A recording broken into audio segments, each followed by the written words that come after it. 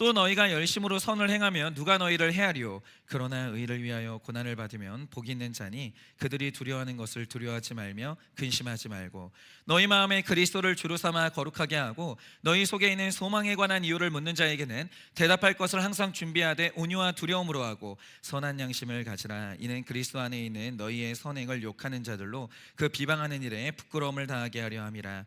선을 행함으로 고난받는 것이 하나님의 뜻일진데 악을 행함으로 고난받는 것보다 나으니라. 그리스도께서도 단번에 죄를 위하여 죽으사 의인으로서 불의한 자를 대신하셨으니 이는 우리를 하나님 앞으로 인도하려 하심이라. 육체로는 죽임을 당하시고 영으로는 살리심을 받으셨으니 그가 또한 영으로 가서 옥에 있는 영들에게 선포하시니라. 그들은 전에 노아의 날 방주를 준비할 동안 하나님이 오래 참고 기다리실 때에 복종하지 아니하던 자들이라. 방주에서 물로 말미암아 구원을 얻은 자가 몇 명뿐이니 겨우 8명이라. 물은 예수 그리스도께서 부활하심으로 말미암아 이제 너희를 구원하는 편이 곧 세례라. 이는 육체의 더러운 것을 제하여 버림이 아니요 하나님을 향한 선한 양심의 간군이라. 다 같이 읽겠습니다. 그는 하늘에 오르사 하나님 우편에 계시니 천사들과 권세들과 능력들이 그들에게 복종하느니라. 아멘. 네, 오늘 아침에 저희가 이제 말씀을 묵상할 때는 이 땅에서 우리가 얻게 되는, 하나님을 믿어서 우리가 이 땅에서 얻게 되는 복에 대해서 제가 이제 말씀을 나눴었어요. 근데 이것만 얘기하면 오늘 우리의 삶이 절대로 해석되지 않아요. 오늘은 우리가 반드시 봐야만 하고 묵상해야 되는 내용이 있어요. 그게 뭐냐, 이 땅에서 받는 복보다 오늘 이게 더 앞서고 이게 더 위에 있고 이게 더 중요한데 뭔지 한번 들어보세요. 제가 늘 저 자신의 인생을 돌아보고 또 제가 이제 목사로서 삶을 제 타인의 삶을 보면서 제가 얻어낸 한 가지 중요한 사실이 하나 있어요. 그게 뭐냐면, 어떤 사람이 이제 특정한 죄를 반복한다라고 하죠. 어떤 사람이 특정한 일이, 잘못된 일이 계속 반복을 해요. 그러면 대부분의 사람들은 나타나는 그 행동에 주목하고 그걸 비난해요. 그거를 왜 훔쳤냐, 왜 거짓말했냐, 왜 그런 식으로 염치가 없냐, 이런 식으로 나타나는 행동에 이제 주목을 하는 거죠. 그런데 나타나는 행위를 비난해서는 제가 이제 깨달은 게 그거예요. 저 자신도 그렇고 제가 이제 이렇게 목회하는 우리 지체들도 그렇고 절대 안 바뀌어요. 절대. 그거는 그냥 헛수고예요. 왜냐하면 정말 중요한 것은 뭐냐면, 그 행위를 하게 만드는 그 사람의 사고방식 혹은 가치관이 가장 근본적인 문제의 원인이거든요. 예를 들어서 이런 거예요. 어떤 사람이 누가 실수하기만 하면 그렇게 혈기를 내는 거예요. 폭력을 휘둘러요.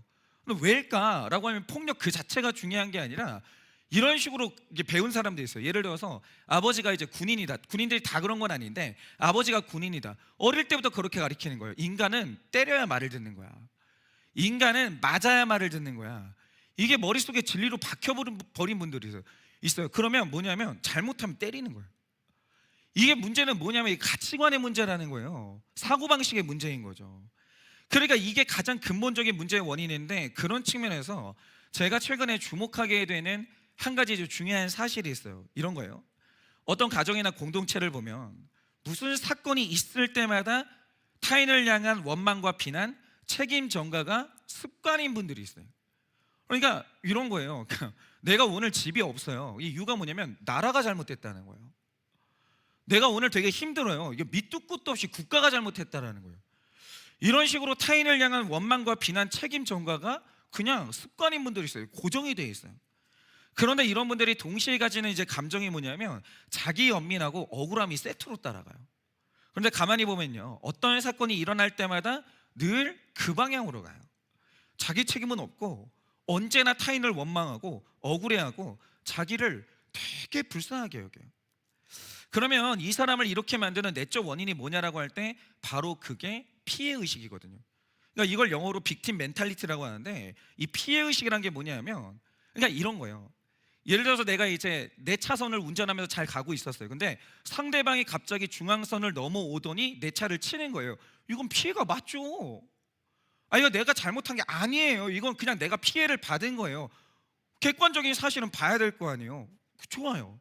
근데 문제는 뭐냐, 피해의식이 뭐냐면 내가 실제로 겪은 피해를 넘어서서 나는 늘 부당한 대우를 받고 있다, 나는 희생자다, 이런 식으로 규정하는 거고, 모든 문제의 원인을 외부로 돌리는 방어기제예요. 그러니까 이런 거죠. 교통사고가 났어요. 내가 교통사고를 냈어요. 그러면 상대방이 화낼 수도 있는 거죠. 내가 잘못했으니까. 근데 갑자기 말하는 게 뭐냐면 내가 여자라 나를 함부로 하는 거야. 내가 어리다고 지금 내가 나를 무시하는 거지. 지금 내 차가 지금 내 허름하다고 네가 지금 나를 무시하는 거잖아. 뭐냐 하면 이거 이상한 피해의식이에요. 이상한 피해의식. 내가 사고를 냈으면 상대방이 나한테 화낼 수 있는 거예요. 왜 그게 그러면 안 되는 거예요? 감당해야 되는 거죠. 밑도 끝도 없는 거예요. 나는 언제나 희생자라는 거예요. 뭐 이런 피해의식들이 있어요. 그러면 이 피해의식이 생기는 원인이 뭐냐라고 할 때 보통 이제 두 가지 원인이 있는데, 하나는 어릴 때 너무 권위적인 부모님 밑에서 자랐거나 아니면 어린 시절에 내 힘으로는 극복해 볼 수가 없는 압도적인 문제에 눌려서 살았던 분들이 피해의식을 갖는 경우가 많아요. 예를 들어서 내가 결혼을 했는데 나는 사랑하는 사람이 있었어요. 근데 아버지가 너무 무서워서 말도 뻥끗을 못하는 거예요. 그리고 아버지가 이 남자랑 결혼해 라고 해가지고 그냥 결혼을 한 거예요. 근데 어린 시절에 늘 이런 식으로 강압적으로 내 의견은 없고 그냥 눌려가지고 사신 분들이 있을 수 있어요. 그러면 결혼 생활에 어려움이 와요. 그러면 어떤 생각이 시달리냐, 나는 아빠 때문에 잘못된 결혼을 해서 내 인생 이렇게 됐어. 아빠가 하라고 했고 난 말 잘 들은 죄밖에 없는데 내 인생이 이렇게 불행한 건 그래서 아빠 때문이야. 나는 너무 불쌍한 피해자야. 이렇게 되는 거죠. 그리고 또 하나의 경우가 뭐냐, 이게 또 하나의 경우인데 이건 좀 영적으로 가야 되는데, 극단적으로 자기를 사랑하고 끔찍하게 자기를 사랑하는 사람들이 있어요. 그냥 뭐가 이제 스치기만 해도 아야 하는 분들이 있어요. 예를 들어서 삶이라는 것은 진짜 별 인생 없어요. 인생은 때로 아파요. 그냥 아픈데 자주 아파요. 아픈 건 그냥 고정된 거예요. 살아있으면 아픈 거예요. 어쩔 수 없는 거예요. 그리고 살아있으면 결핍이 있어요. 내가 잘못할 때 있죠. 고개 숙이는 거예요. 아니, 잘못했는데 왜 고개 숙이면 안 돼요? 그래도 되는 거죠. 그냥 다 그러고 살아요. 별 인생 없다니까요. 뭐 대통령은 고개 안 숙이는 줄 아세요? 아니에요. 다 그러고 살아요. 다 그러고 원래 그런 거예요. 그런데 자기를 되게 별난 인생, 잘난 인생이라고 생각하시는 분들은 내 인생에 결핍이 있으면 내가 너무 불쌍한 거. 부모 잘못 만나서, 선생 잘못 만나서, 교회 잘못 만나서, 인생에 어떤 결핍이 있으면 너무 그게 부당하게 느껴지고, 병이 찾아와도 왜 나한테 이런 일이 일어나냐, 다 병 걸리는데 남들 걸리는 병 나도 걸리는 거예요 원래가. 그것도 너무 부당하게 느껴지고, 남들 다 하고 사는 아쉬운 소리, 돈 없으면 아쉬운 소리 할 수 있죠. 미안한데 돈 좀 빌려줄 수 있어? 좀 도와줄 수 있어? 아니 왜 그게 왜 비참하냐고요. 다 그러고 사는 거지 안 그러는 사람이 어디 있냐고요. 그리고 허리 숙여야 되는 상황이 오면 엄청난 모멸감을 느껴요. 내가 왜 이래야 되나, 내 인생은 왜 이거밖에 안 되나, 그런 식으로 자괴감을 느끼는 거예요. 그러면서 부당한 자기 연민에 시달리면서 오늘 내가 이렇게 된 건 가난한 부모 만난 탓이야. 내가 헬조선에 태어나가지고 이렇게 됐다라고. 내가 잘못된 결혼을 해가지고 이 남자 아니라 그 남자랑 결혼했으면 내 인생 이렇게 안 되는데, 그러면서 배우자 원망하고 그냥 평생을 그러고 사는 거예요. 절대 못 벗어나요. 그러니까 뭐냐면 원망이, 그러니까 이 피해의식이 있는 사람들은 원망의 대상이 바뀔 뿐이에요. 계속 누구 원망하고 책임 전가할 사람을 찾아내는 거예요. 반드시 그렇게 되는 거예요. 그런데 교회마다 각 가정마다 이 피해의식이 자기 인생을 갉아먹고 내 공동체를 고통스럽게 이제 만드는 분들이 얼마나 많은지 몰라요. 예를 들면 이런 거예요. 요즘에 이거 되게 심각한데, 남자든 여자든 일하는 사람들은 이런 피해의식을 가져요. 나만 밖에서 힘들게 일해. 내가 돈 버는 기계. 육아하는 너는 집에서 편하게 있지, 너는 내가 힘들게 돈 벌어오면 너는 편하게 쓰기나 하지, 이러면서 피해의식에 막 시달려요. 그리고 육아하는 이제 자매들은 너는 밖에 나가서 커피도 마시고 바람도 쐬고 뭐 이것저것 하잖아. 근데 나는 독방 육아 감옥에 갇혀서 난 죄수처럼 살아. 나도 되게 꿈 많고 나고 하고 싶은 일 되게 많았는데 내가 애 기르는 바람에 나는 내 인생 완전히 끝났어. 나 너무 불쌍한 사람이야. 이러면서 피해의식으로 미친 듯이 서로를 원망해요. 미친 듯이. 내가 능력 있는 여자 만났으면, 능력 있는 처가 만났으면 나도 이렇게 힘들게 일하지 않지. 너같이 무능한 여자 만나가지고 나는 돈 벌고 넌 쓰기만 하고. 완전히 꼬여있는 거예요. 완전히 꼬여있어. 그러면 한번 생각을 해보자 이거예요. 만약 남자가 좋아요, 나는 이렇게는 못 살아, 그러면서 피해 의식을 해결해 보겠다고 일을 그만두고 집에서 육아를 한다라고 하죠. 그럼 그 남자가 육아는 제대로 할 것 같아요? 그리고 놀라운 사실이 있어요. 육아가 편할까요? 육아가 편하냐고요. 그리고 일 안 하는 남자 안에 자신감이 있고 생기가 있을 것 같으세요?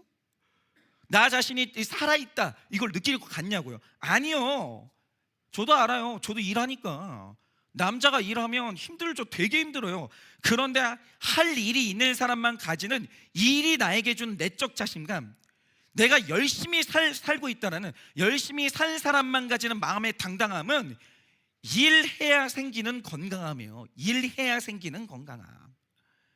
여러분, 남자에게 일은요, 누구를 위해서 하는 희생이 아니고요, 나의 열등감을 없애주고 나를 건강한 사람으로 살게 하는 복 중의 복이에요. 그래서 보면 이래요. 현역에서 일하는 사람들이요, 특징이 하나 있는데 안 늙어요. 진짜 안 늙어요. 그러니까 오랫동안 이게 현역에서 막 일하는 사람들 보잖아요. 나이보다 훨씬 어려요.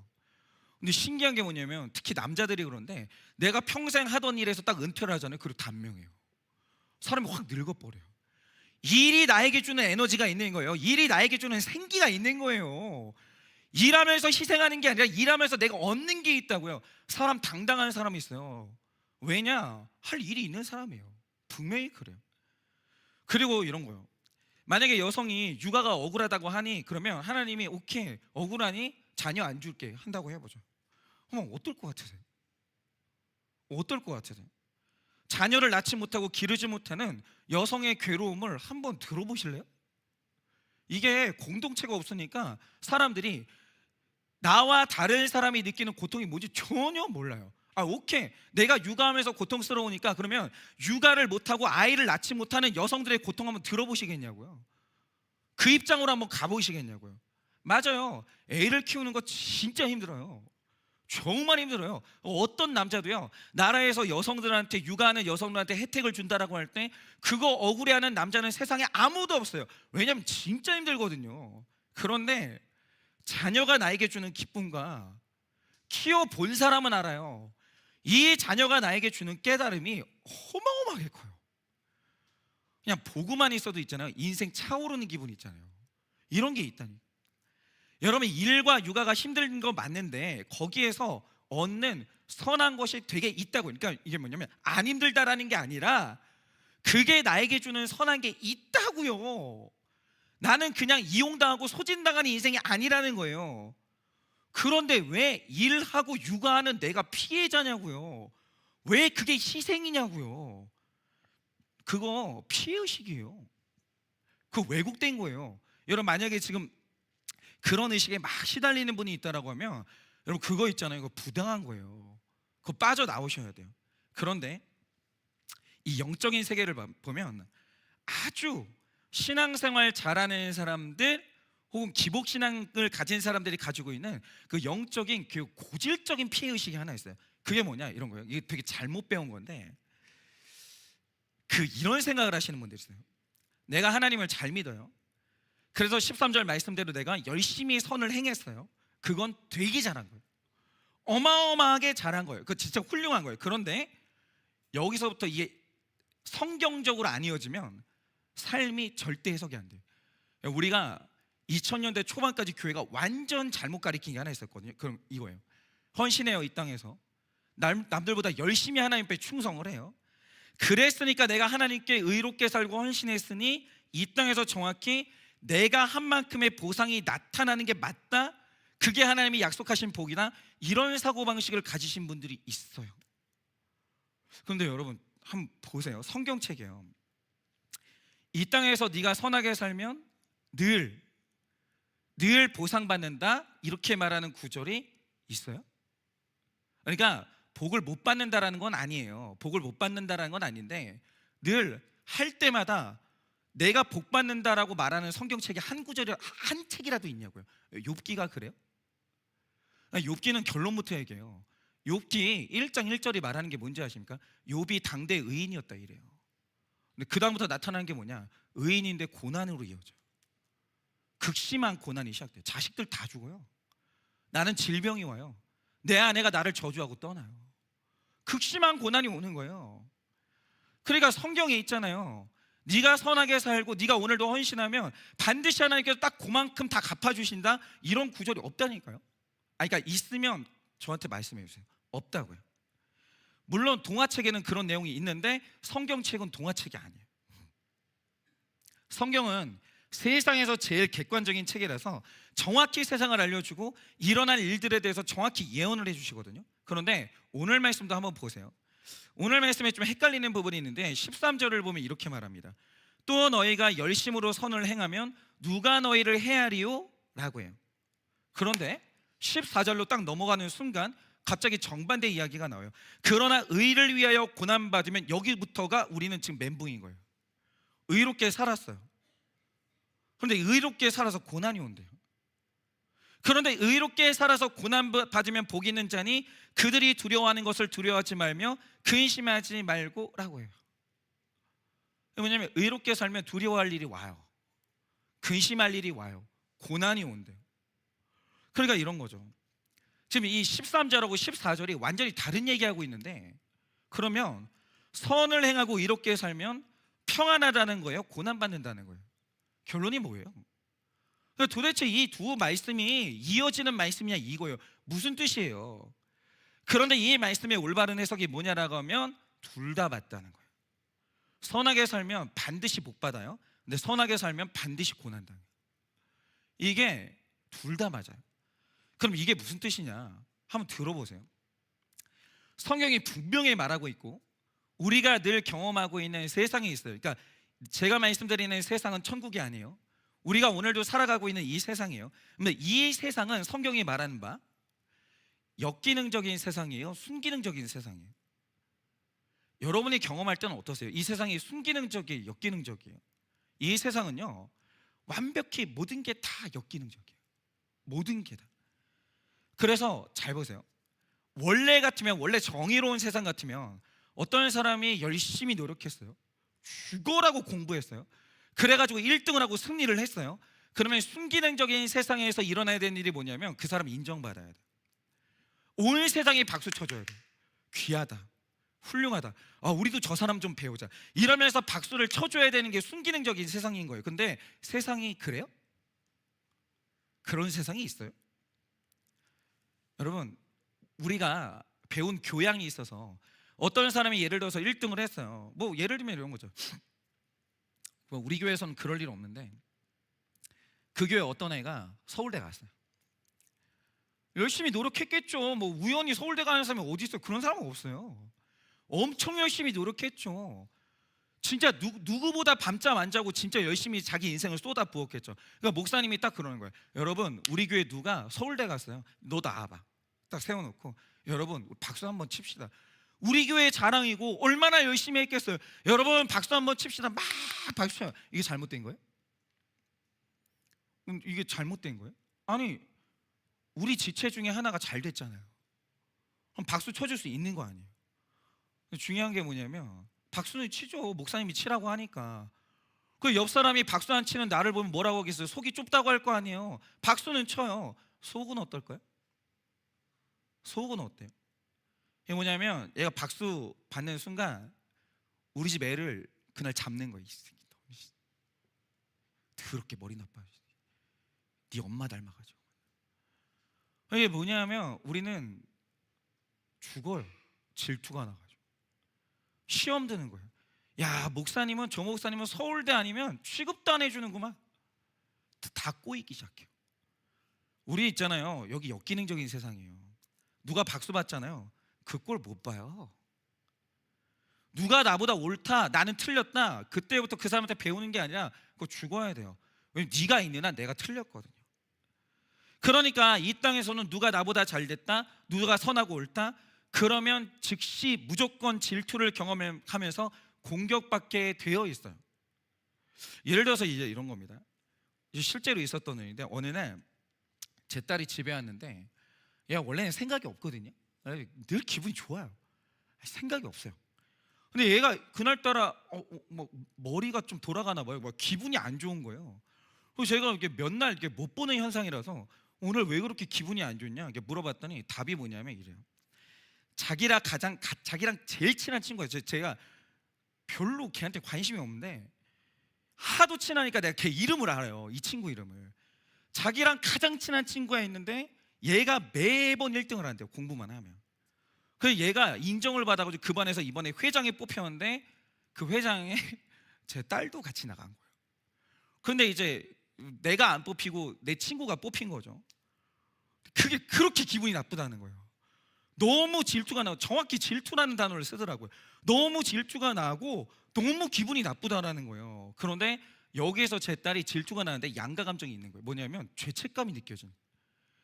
나랑 가장 친한 친구가 잘 됐어요. 근데 왜 나는 화가 나냐 이거예요. 나는 왜 걔가 밉냐 이거예요.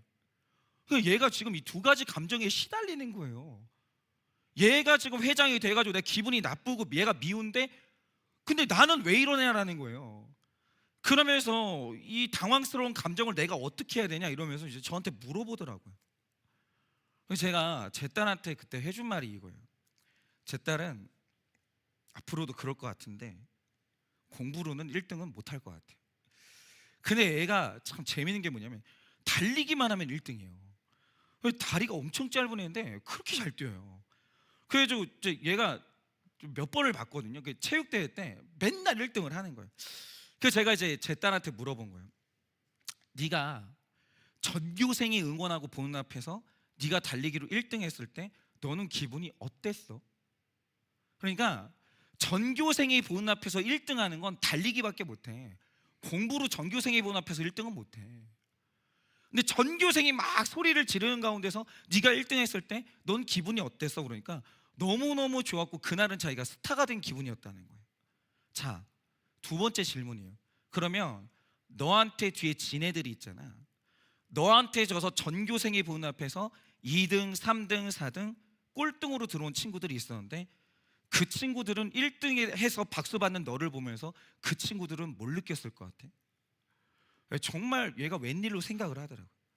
그래서 제 딸이 대답하길 나처럼 질투했을 것 같고 1등한 내가 되게 밉고 원망스러웠을 것 같아 이러더라고요. 제가 해준 대답이 그거예요. 예지가 열심히 노력하고 연습하고 노력해서 1등을 하면 세상이 박수 쳐줄 것 같지만 예지야, 세상이 안 그래. 저는 어릴 때부터 좀 이런 거 좀 가르쳐 주거든요. 그러니까 세상이 안 그래. 1등을 해야 받는 칭찬도 있는데 네가 1등을 했기 때문에 경험해야 되는 질투와 미움이 있어. 그러니까 너도 죄인이기 때문에 너도 이거 피해가지 못해. 너도 그럴 수는 있는 거야. 그런데 예수님의 마음은 1등한테 박수 쳐주는 게 예수님 마음이야. 근데 우리 안에는 그게 없거든. 기도해야 돼. 그래서 기도해야 돼. 아빠도 안 돼. 아빠도 안 돼. 그래서 아빠가 기도하는 거야. 그래서 아빠가 하나님께 매달리는 거야. 누가 1등 했을 때 박수 쳐줄 수 있는 마음 달라고. 제가 이렇게 얘기해 준 적이 있거든요.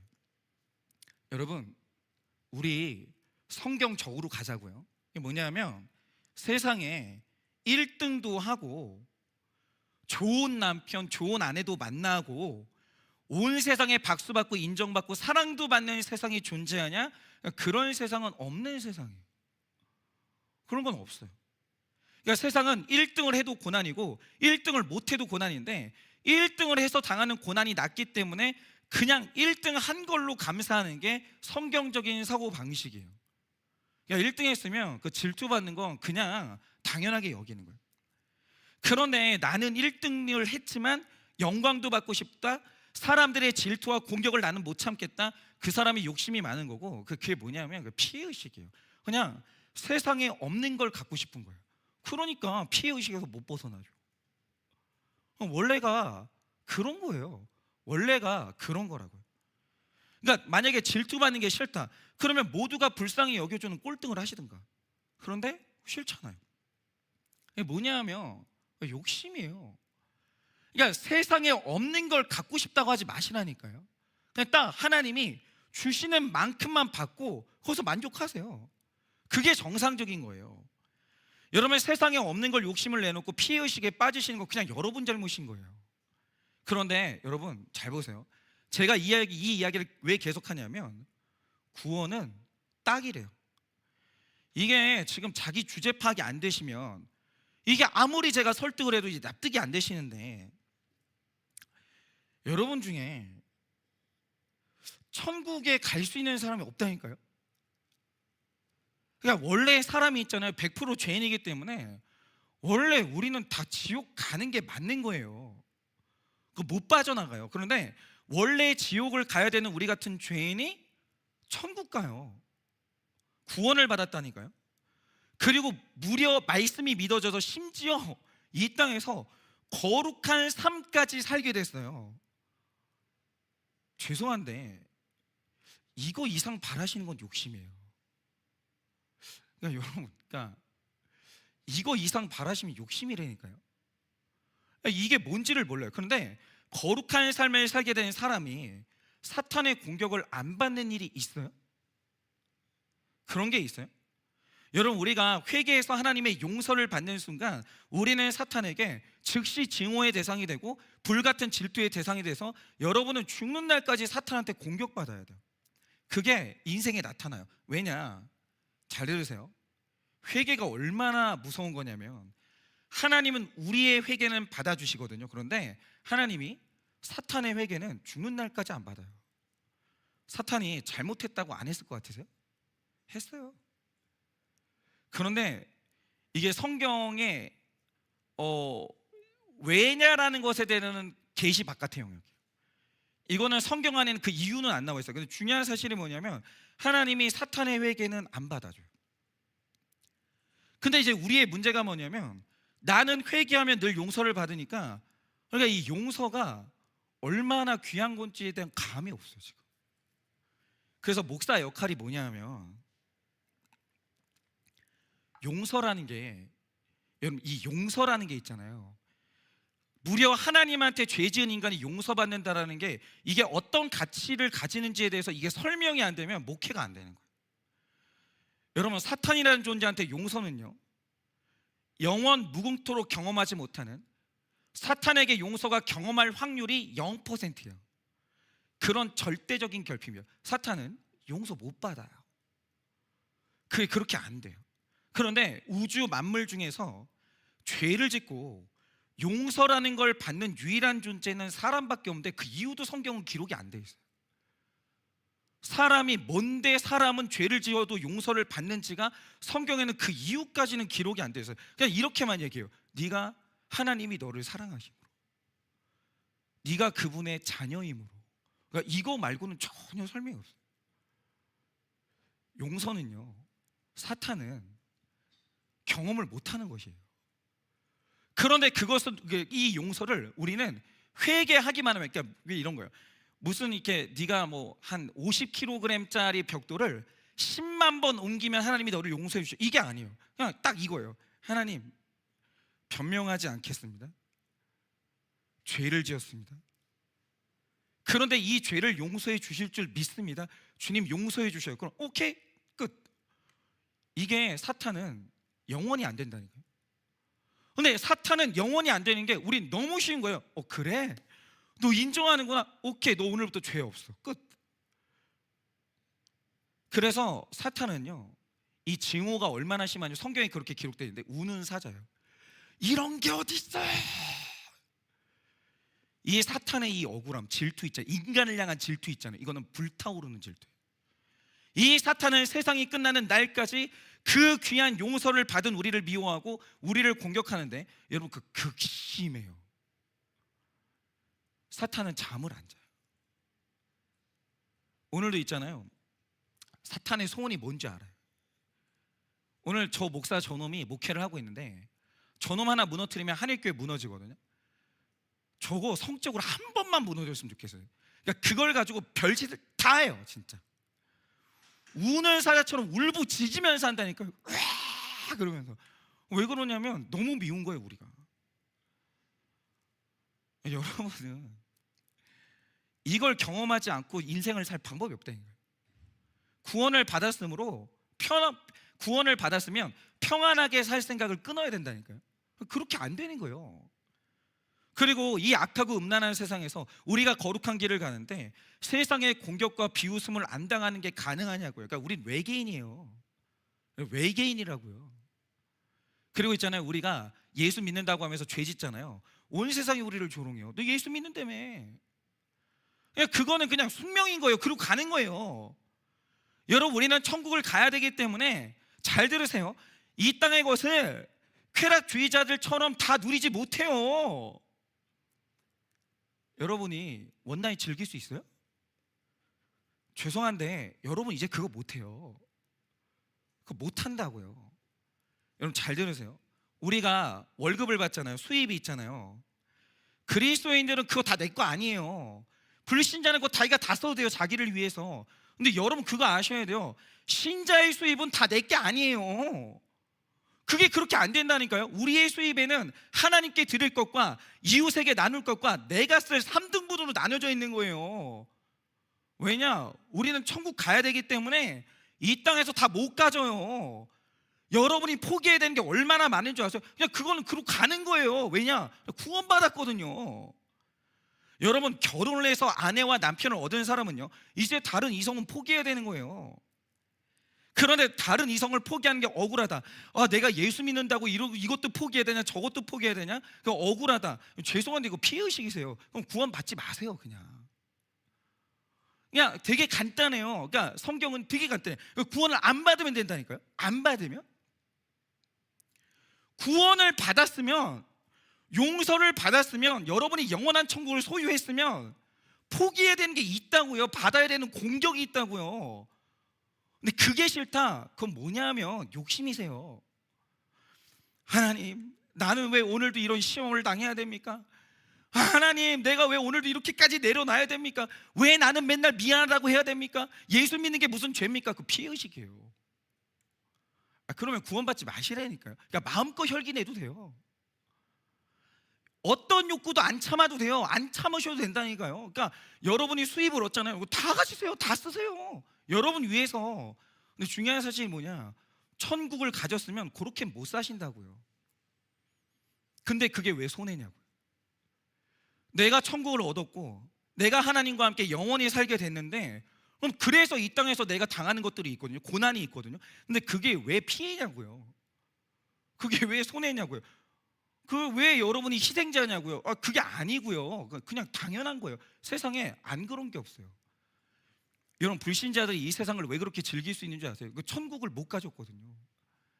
말씀이 내 게 아니에요. 그러면 죄책감이 없어요. 죄 지어도 즐겁게 사세요. 근데 이상한 분들이 있어요. 고난당해요. 십자가를 줘요. 주님 너무 힘들다. 힘든 건 맞는데 근데 피해를 받은 게 아니라니까요. 손해를 입은 게 아니라고요. 그러니까 이 세상의 구조는 뭐냐면, 악하게 살면요, 잘 되세요. 꼬여가지고 악한 사람들이 더 잘 되더라. 누가 그래요? 분명히 오늘 말씀이 말하는 게 있어요. 악하게 살면요, 하나님께 버림받고 세상에게 비난받고 법적인 처벌을 받기 때문에 악해도 고난받아요. 여러분 그거 아세요? 전 세계에서 유일하게 수명을 다 누리고 죽은 독재자가 있어요. 그게 누구냐면 북한의 김정일 후손들이에요. 그러면 제가 하나 여쭤볼게요. 김정일의 후손들은 행복할 것 같으세요? 여러분 그거 아세요? 김일성, 김정일, 이 두 사람이 둘 다 객사했어요. 그러면 왜 객사했는 줄 아세요? 그러니까 이 사람들이 좋다는 거 다 먹잖아요. 그러니까 이 북한의 의료진들이 막 건강관리를 그렇게 하잖아요. 근데 중요한 게 뭐냐면 단명했어요. 다 엄청 장수를 못했어요. 그러니까 시골에 사는 노인보다 의료 서비스를 못 받는 사람보다 더 빨리 죽었다는 거예요. 그러니까 이유가 뭐냐면 잠을 못 자요.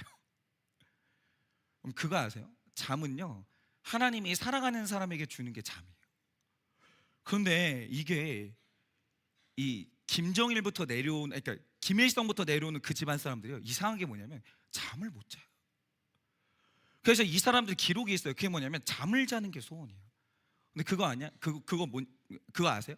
그 집안 사람 중에 지금 잠을 제일 못 자는 사람이 김정은이에요. 이 사람은 지금 10년도 못 살 거다 이렇게 전망되고 있어요. 그러니까 잠을 못 자요. 그러니까 악하게 살면 고난 받는다니까요. 그 고난은 경험을 못 해봐서 그래요. 진짜 극심한 고난을 받아요. 그런데 중요한 건 이거예요. 이 잘못된 가치관을 가지시면 안 되는데, 그러면 선하게 살면 보상받아요? 그러니까 아니라니까요.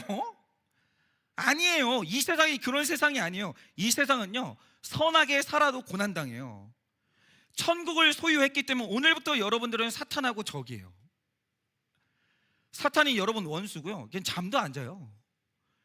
여러분 한번 넘어뜨리고 구원해서 떨어뜨리려고 별짓을 다 해요. 별짓을 다 해. 일단 그렇게 되어 있고 18절 말씀처럼 생명의 십자가를 지기 때문에 당해야 되는 고난이 있고, 거룩한 사람은 악한 것과 음란한 것과 욕심을 내려놔야 되는 근심이 있는 거예요. 그러니까 제가 늘 말씀드리잖아요. 지금도 근심하는 게 있어요. 나는 왜 자꾸 이게 관심이 가는지 모르겠는데 요즘에 전기차가 그렇게 많이 나오더라고요. 차 좋아. 막 그 육중한 막 근육질의 막 그 차들 있잖아요. 근데 이게 제가 하나님한테 한번 서원한 적이 있거든요. 주님, 제가 목회하고 살아가는 날 동안 그랜저 이상의 차는 안 타겠습니다. 그러니까 그랜저가 나랑 상관이 없다는 게 지금도 근심이, 이 근심이 뭔지 모르요. 여러분은 가능성이 있잖아요, 그죠? 그냥 미쳤다 하고 그냥 긁어버려도 되잖아요. 저는 그게 안 된다니까요. 그거 하나님하고 약속했기 때문에. 근데 이게 왜 안 내려가지 난 진짜 모르겠어요. 나는 이게 그렇게, 나는 그랜저가 꿈의 차예요. 그러니까 이게 뭐냐면 근심이 있는 거예요. 근데 성경이 말하는 게 뭐냐, 17절 말씀처럼 이 세상은 천국이 아니라서 악하게 살아도 고난이고 선하게 살아도 고난인데, 그러면 선을 행해서 고난받으라는 거예요. 왜냐, 이 세상은 선하게 살아도 고난받는 역기능적인 세상이 맞지만, 잘 들으세요, 우리가 영원히 살아갈 천국은 선하게 산 사람이 완벽히 보상받는 순기능적인 세상이 존재한다라는 거예요. 그게 뭐냐면 우리가 가게 될 천국이에요. 거긴 다 계산돼요. 우리가 살면서 살아왔던 모든 삶의 선한 일들을 완벽히 계산해 주세요. 거기서 다 보상받아요. 근데 악인들은 이것도 없다니까요. 이 땅에서도 고난받고 이걸 보상해 줄 세상도 없다니까요. 그러니까 17절 말씀처럼 의를 위해서 고난받는 자를 하늘 위에 높여주시는 하나님이 존재한다니까요. 그게 오늘도 우리가 이 땅에서 선하게 사는데 손해라고 안 느끼시는 이유인 거예요. 그런데 제가 천국 가서 복 받으세요? 라는 말을 들으면 또 맥이 빠지는 분들이 있어요. 그게 잘못된 가치관이라고요. 언제나 중요한 건 뭐냐면 결론인 거예요. 결론. 과정이 좋아도 결론이 잘못되면 그 작품은 망친 작품이에요. 그런데 과정이 재미가 없어도 결론이 좋으면 명작이라고요. 하나님이 이 결론을 보장해 주신다고요. 네가 살았던 선한 삶을 내가 보장한다고요. 그 결론이 있다라고요. 그런데 왜 하나님, 전 그걸로 안 되고요, 오늘도 좋아야 되고 결론도 좋아야 된다. 뭐냐면 욕심이고 피해의식이에요. 그런데 선한 삶의 복을 오늘 누리는 방법이 하나 있어요. 그게 뭐냐, 바로 그게 영적인 세계가 열리셔야 돼요. 그게 예배. 여러분, 선하게 살고 십자가를 지면 되게 힘든 일 많아요. 인생 2배 힘들어진 지름길이 있어요. 그게 뭐냐면 교회에서 직분 맡으면 돼요. 그럼 있잖아요, 그냥 여행을 가도 마음이 무거워. 네. 직분자들은, 그러니까 장로님들은, 교회 장로님들은 뭐 진짜 10년 만에 한 번 주일날 그냥 다른 교회 다른 곳을 가. 잘못한 것도 없는데 그거 가가지고 마음이 무거운 거예요. 되게 힘들죠. 억울한 일 되게 많아요. 오늘도 여러분이 차에다가 십자가 달고 가보세요. 그냥 온 세상이 여러분만 주목해요. 그냥 신호 한 번만 어기면 막 되게 억울한 일 많고 힘든 일 많거든요. 그런데 그 마음으로 선하게 살다가 힘들고 지치고 고난받는 그 마음으로 예배의 자리로 가보세요. 그 마음으로 한번 기도해 보세요. 그때 영적인 세계가 열리고 하나님을 경험하게 되는데, 선하게 살다가 고난당하면 어떤 하나님을 만나냐, 13절 말씀처럼 열심으로 선을 행한 자를 달려와서 안아주시는 그 하나님을 반드시 경험해요. 그 있잖아요, 하나님하고 친밀해요. 그 사람, 사탄이 해하지 못하도록 나를 지키시는 하나님을 느끼고 나의 사역과 삶을 뛰면서 기뻐하시는 그 하나님을 만나게 된다고요. 여러분 그거 아세요? 저는 장례식 많이 다녀요. 살면서 예수 믿으면서 진짜 어려운 사람 먹이고 힘든 사람 돕고 정말 힘들게 살다가 죽음까지 가시는 분들이 있어요. 그분들 있잖아요, 죽을 때 평안해요. 왜냐면 하나님이 마중 나와요. 하나님이 그 사람의 인생 자체를 기뻐하시는 거예요. 그 하나님하고 만날 때 그 나의 친밀함 있잖아요. 두려운 게 없고 늘 떳떳한 그 마음, 그거 있잖아요. 기도하러 가잖아요. 나의 선한 삶을 다 알고 계시고 그 선한 삶에 대해서 완벽히 계산해 주시는 그 하나님을 예배 가운데 만나는 거예요. 그 사람은요, 예배가 가슴이 뛰는 거예요. 왜냐하면 내가 어떤 하나님을 만날 줄 알거든요. 마음에 떳떳함이 있는 거예요. 그래서 영의 세계를 보고 느끼는 감각이 열려야 되는 거예요. 그래야 오늘 내가 살아가는 이 선한 삶의 가치가 그때 깨달아져. 그때 깨달아져. 여러분, 이 땅에서 세상의 것은 다 얻지 못해요. 선하게 산 사람은. 근데 중요한 게 뭐냐? 하나님으로 얻어요. 죽는 날까지 하나님하고 아름답게 걸어가. 오늘 우리가 이 예배를 왜 왔어요? 왜 내가 고난 가운데서도 선하게 살아야 되는지 그 이유를 경험하게 하시는 하나님을 만나기 위해, 그리고 내일도 선하게 살 힘을 얻기 위해서 오늘, 그래서 우리가 오늘 예배하러 온 거예요. 하나님이 도장 찍어주시는 거예요. 너 오라. 내가 너 지지해. 두고 봐라. 내가 네 뒤를 받치고 있어. 걱정하지 말라고.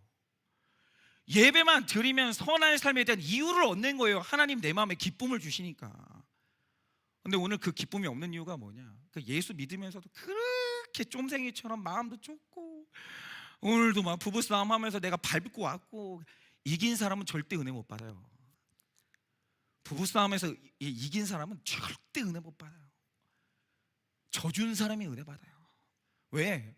하나님이 그 선한 삶을 엄청나게 지지하시는 거예요. 그러니까 혹시 오늘 예배 자리에 오시면서 그런 마음으로 오신 분들이 있습니까? 선하게 살고 충성하면 뭐하노?